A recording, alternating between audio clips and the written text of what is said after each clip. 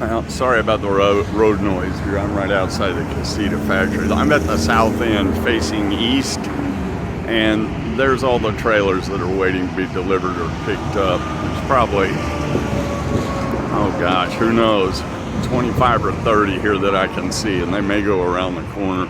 They used to keep them out front over here.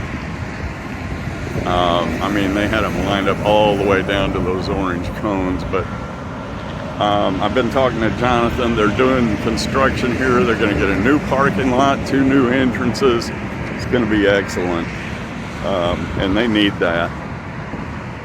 So I have some more information to give you on pricing, and it was shocking, but understandable. We'll get to that in a minute.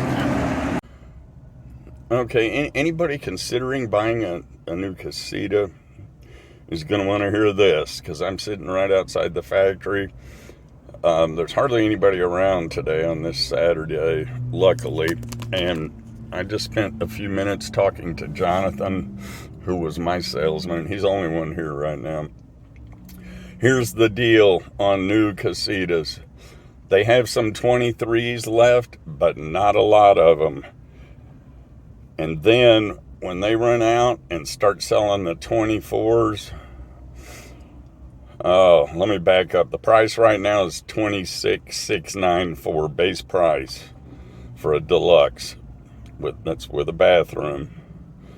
He mentioned that when the 24s come out and they don't have any more 23s, they're going to have a price increase.